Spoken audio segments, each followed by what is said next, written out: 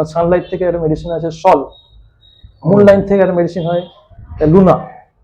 Homeopathy ওষুধ কাজ করতে অনেক সময় নেয় একটা রোগকে সারাতে। একটা সাপের বিষ থেকে তৈরি হয়, সুরকুকুর স্নেক। সুরকুকুর স্নেক।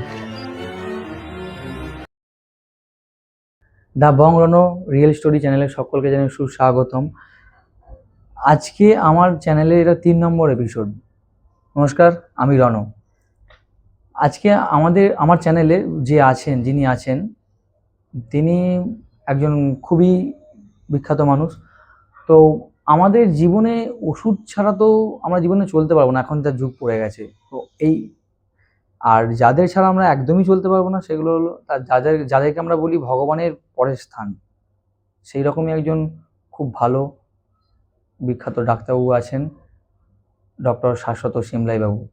ওনার কাছ থেকে আমরা আজকে অনেক কিছু জানবো, অনেক কিছু হোমিওপ্যাথি সম্বন্ধে। উনি একজন হোমিওপ্যাথি ক্লাসিক্যাল ডক্টর। নমস্কার, আমার নাম ডক্টর শাশ্বত সিমলাই, আমি একজন ক্লাসিক্যাল হোমিওপ্যাথ। আচ্ছা স্যার, হোমিওপ্যাথির সৃষ্টি কিভাবে, মানে সৃষ্টি কে করেছিলেন? হোমিওপ্যাথির সৃষ্টি করেছেন doctor Christian Frederick Samuel Hahnemann, যাকে ফাদার অফ হোমিওপ্যাথি বলা হয়। তার বাড়ি হচ্ছে জার্মান থেকেই এসেছে। মানে হোমিওপ্যাথি জার্মান থেকে এসেছে, তাই তো? এসেছে। আচ্ছা আচ্ছা। আর হোমিওপ্যাথি ওষুধ কি সত্যি রোগ সারাতে পারে? রোগ শুধু সারাতেই পারে না, গোড়া থেকে নির্মূল করতে পারে। আচ্ছা।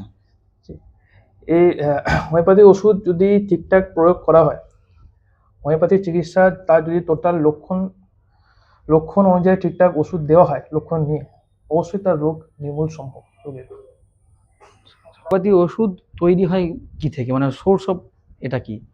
হোমিওপ্যাথি ওষুধ 7 থেকে 8টা সোর্স আছে। আচ্ছা। একটা হচ্ছে ফার্স্ট হচ্ছে ভেজিটেবল সোর্স। আচ্ছা, ভেজিটেবল মানে ভেজিটেবল সোর্স আর প্ল্যান্ট সোর্স। আচ্ছা আচ্ছা, ঠিক আছে। সেকেন্ড হচ্ছে কিছু অ্যানিম্যাল সোর্স আছে। ঠিক আছে। অ্যানিম্যাল সোর্স মানে কিছু কিছু পশু পাখি তার বিষ থেকে তৈরি হয়, পয়জন ইউজ করা হয়, তাদের অন্যান্য ডাক্স থেকে, বিভিন্ন রকম গ্ল্যান্ড থেকেও পাওয়া যায়। এছাড়াও আছে মিনারেল সোর্স, নোসোর্স, সার্কোটস। এছাড়া কেমিক্যাল সোর্স আছে, আর ইনপন্ড্রেবেলিয়া আছে একটা, যেটা ন্যাচারাল বিভিন্ন সোর্স থেকে, সানলাইট থেকে, মুনলাইট থেকে তৈরি হয়। যেমন সানলাইট থেকে একটা মেডিসিন আছে সল, মুনলাইট থেকে একটা মেডিসিন হয় লুনা। কিছু ম্যাগনেটিক ফিল্ড থেকে ওষুধ তৈরি হয়, যেমন হচ্ছে magnetic polio Ambo, magnetic polio australis.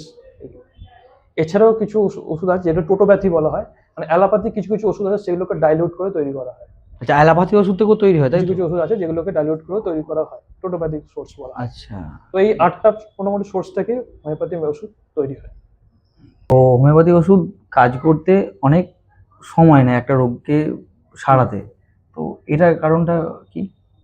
Homeopathy ওষুধ কাজ করতে অ্যাকচুয়াল দেরি হয় তা নয়, হচ্ছে ডিজিজের স্পিয়ার কতখানি যাচ্ছে তার উপর। মানে যখন কোনো পেশেন্ট অ্যাকিউট কন্ডিশনে এলো, সর্দি কাশি জ্বর এগুলো নিয়ে, সেই রোগটা সারতে যতটা টাইম লাগবে, যদি পেশেন্ট কোনো ক্রিটিক্যাল কেস নিয়ে আসে, কোনো ক্রনিক কেস নিয়ে আসে, তাহলে সেই রোগের তার যে রোগ সারার প্রবণতা আর সর্দি কাশি সারানো, এই দুটোর ক্ষেত্রে এক টাইম লাগবে না, তার ক্ষেত্রে টাইমটা একটু বেশি খাবে।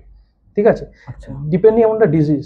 ঠিক আছে, তবে একটা মানে রোগটার উপর নির্ধারণ করছে কোন রোগ নিয়ে আসছে, কোন ডিজিজ নিয়ে আসছে, তার অ্যাডভান্স কতখানি, কোন স্টেজ অ্যাডভান্স স্টেজ আছে নাকি। টিউমার নিয়ে এসছে, ঠিক আছে, কোনো ইউট্রাইন ফাইব্রয়েড নিয়ে এসছে, কোনো পিসিওডি নিয়ে আসছে, সেটা এক ক্ষেপ দু ক্ষেপের রোগ সারবে না, সেটা টাইম লাগবে।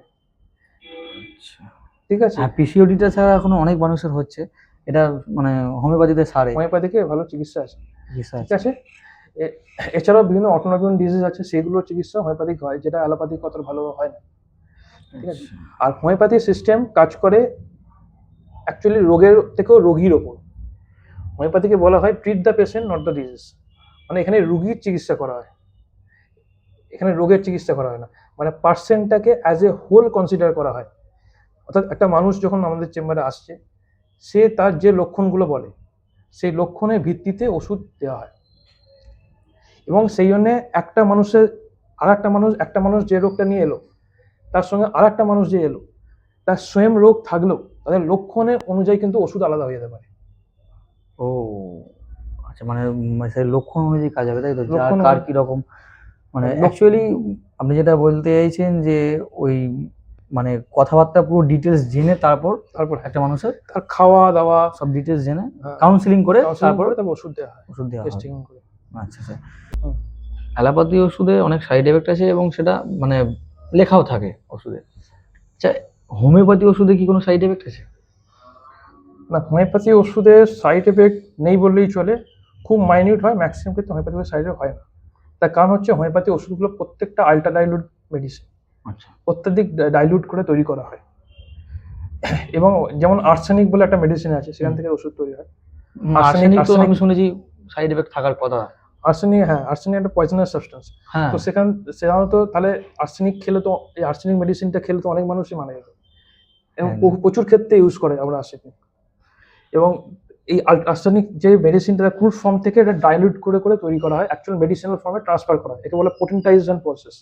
এই পোটেন্টাইজেশন প্রসেসের মাধ্যমে কি হয়, তার পয়জনাস এফেক্টটাকে মেডিসিনাল এফেক্টে কনভার্ট করা হয়, মানে বিষটাকে একটা মেডিসিনাল ফর্মে কনভার্ট করা হয়। medicinal যেমন ভাবে- একটা মেডিসিন আছে ল্যাকেসিস বলে, সুরকুকু স্নেক থেকে তৈরি করে। হুম? ল্যাকেসিস, আচ্ছা, ল্যাকেসিস একটা সাপের বিষ থেকে তৈরি হয়, সুরকুকু স্নেক। সুরকুকু স্নেক। তো নর্মালি সেটাও তাই একই পদ্ধতি তৈরি করা হয়, ঠিক আছে, পোটেন্টাইজ ফর্ম। এর ফলে কি তার পয়জনাস সাবস্টেন্স, তখন আর পয়জনাস এফেক্ট থাকে না। তখন আচ্ছা। সেইটাই কি হয় না, সেই ওষুধ দেয় তখন তার রোগ সারাতে কাজে লাগে। আচ্ছা, ও আমরা মানে ছোটবেলায় শুনেছিলাম যে বিষ মানে অ্যাকচুয়ালি মারতেও কাজে লাগে আবার রোগ সারাতেও রোগ কাজে লাগে, সারাতেও সাপের কাজে বিষ। এটা একটা ভালো মানে বললেন আপনি।